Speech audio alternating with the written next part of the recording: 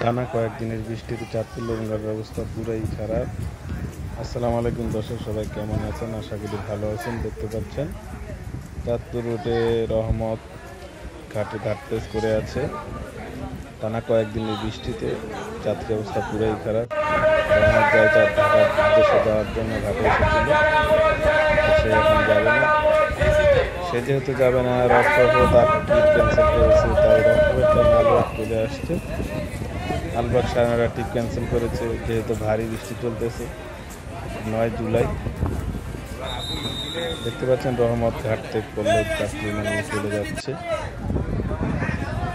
এদিকে আলবাগ 12টায় ছেড়ে যাবে রফরফের পরিবর্তে, সে কারণে সে প্লেস করেছে। আর রহমতের যাত্রীরাও সব ঘাটে উঠে গিয়েছে। চাঁদপুর লঞ্চ ঘাটে বৃষ্টির কারণে যাত্রী প্রায় নেই বললেই চলে। কারণ এটা আলবাগের ট্রিপ ক্যান্সেল হয়েছে, 10টায় এগুলো ট্রিপ ক্যান্সেল হয়েছে। তারপর 11টার লঞ্চটা আসি। এদিকে রহমত 11:30 রহমত 11:30 ট্রিপ ক্যান্সেল করেছে। রফরফে না যাওয়ার কথা, কিন্তু রহমত না যাওয়ার কারণে রফরফের টাইমে আলবাগ চলে আসছে ঢাকা যাওয়ার জন্য। টানা 4-5 দিনের ভারী বৃষ্টিতে টানা বৃষ্টি চলতেছে, কখনো জোরে কখনো টিপ।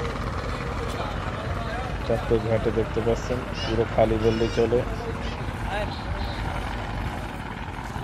যেহেতু লঞ্চ ঘাটে সবাই লঞ্চ রিলেটেড ব্যবসা করে, এই এরিয়াগুলো লঞ্চ রিলেটেড, এই কারণে লঞ্চ না চললে, যাত্রী না থাকলে এই জায়গাটি পুরো ফাঁকা ফাঁকা দেখায়। তেমন কি মানুষ না থাকার কারণে অনেকটাই নিরিবিলি পরিবেশ হয়ে যায়। রহমত চলে যাচ্ছে, যাত্রী না থাকার কারণে মাছ ধরছে জাল দিয়ে। পুরোই একটি বেহাল অবস্থা।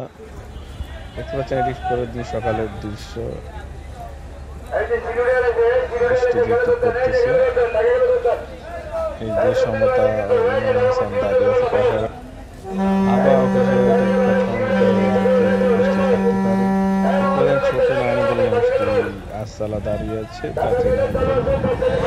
বড় লঞ্চ যেতে পারে যাত্রী না থাকার কারণে ছোট লঞ্চ যাবে দেখতেছে। আবহাওয়া অফিসের প্রসঙ্গে বলা যায় যে আরো 2-1 দিনের ভিতরে স্বাভাবিক হয়ে যাবে। বৃষ্টি, টানা বৃষ্টি, সমুদ্র সিগন্যাল কেটে যাবে, তারপর সব স্বাভাবিক হয়ে যাবে, রোদ্দুর উঠে যাবে। দর্শক, আমাদের ভিডিও কেমন লাগে কমেন্টসের মাধ্যমে জানিয়ে দিবেন, আর অবশ্যই সাবস্ক্রাইবের মাধ্যমে আমাদের পাশে থাকবেন। আর ভিডিও বা কোনো কিছু খারাপ লাগলে অবশ্যই সেটাও কমেন্টসের মাধ্যমে জানিয়ে দিবেন। কেমন ভিডিও চান সেটাও জানিয়ে দিবেন। আজকের মতো এতটুকুই। ভালো থাকবেন, সুস্থ থাকবেন। আসসালামু আলাইকুম।